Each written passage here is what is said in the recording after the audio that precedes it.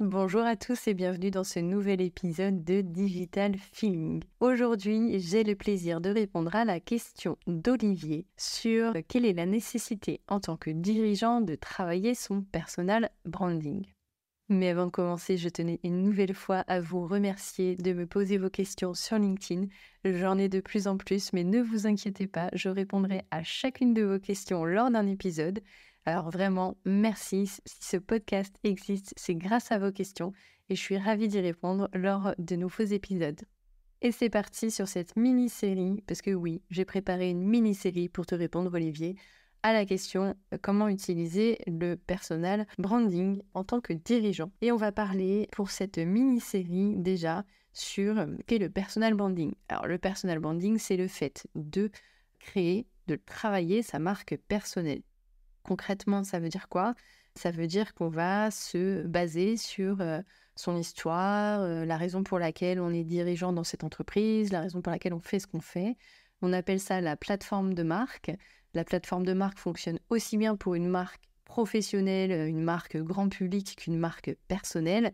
Et donc, on va travailler les missions, les valeurs, tout ce qui va en fait constituer l'histoire, les objectifs, tout ce qui va constituer finalement le socle de la communication et de la stratégie qu'on va mettre en place. Et donc, il y a un outil formidable aujourd'hui, on ne va pas le nier, c'est LinkedIn. C'est vrai que LinkedIn, c'est la plateforme B2B, mais également de personal branding qui est la plus utilisée et qui a le vent en poupe en ce moment incroyablement. Donc, on va parler également de LinkedIn, comment l'utiliser pour développer cette stratégie de personal branding. Alors, une fois qu'on a défini sa plateforme de marque, qu'on s'est posé sur ses valeurs, son histoire, comment on va construire sa communication et sa stratégie éditoriale, eh bien, il va falloir se pencher sur le rythme de communication qu'on est capable de tenir, qui rentre dans notre agenda tout simplement, pour pouvoir communiquer sur LinkedIn.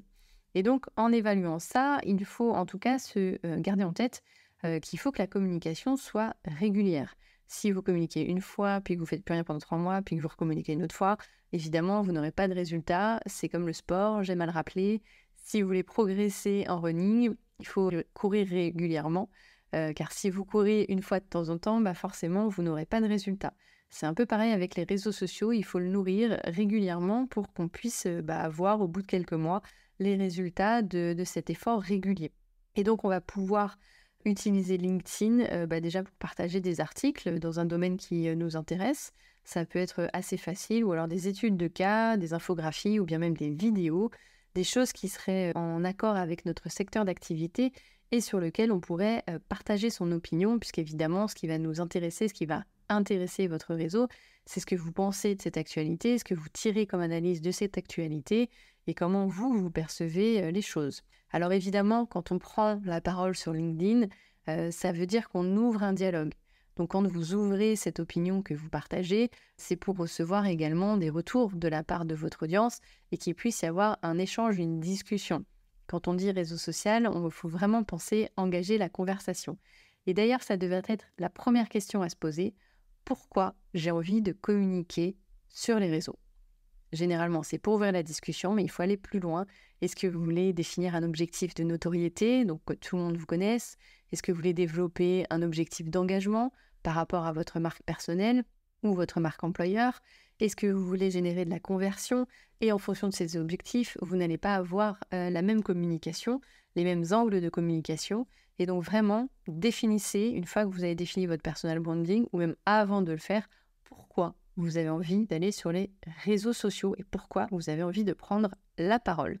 Il y a des enjeux, il faut définir des objectifs pour pouvoir mesurer ensuite, évidemment, si on a atteint ou non ces objectifs. C'est vraiment la base. Donc, une fois qu'on a ouvert cette discussion, bien évidemment, l'idée, c'est d'interagir avec votre audience, de leur poser des questions, d'intégrer des groupes même de discussion. Il y a pas mal de groupes sur LinkedIn qui peuvent être intéressants pour votre activité et d'échanger avec ses pairs. Alors, échanger avec ses pairs, c'est évidemment faire des posts, mais ça peut être aussi aller commenter les posts de vos pairs en ajoutant un point de vue, en ajoutant de la valeur évidemment dans votre commentaire et en tout cas en engageant la conversation.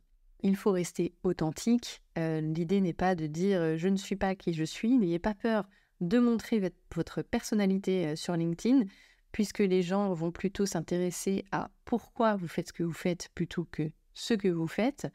C'est le fameux Golden Circle de Simon Sinek. Les personnes vont acheter votre pourquoi et ne vont pas acheter votre quoi. Donc vraiment, n'ayez aucun frein à être authentique, à parler de vous, à parler avec la tonalité qui vous convient, de sujets qui vous intéressent. Et c'est comme ça que vous allez créer une relation en étant authentique, honnête et transparent avec votre audience. C'est ce qui va permettre d'engager cette conversation. Voilà pour ce premier épisode. Je vous retrouve rapidement pour un second épisode sur le personal branding et merci de l'avoir écouté.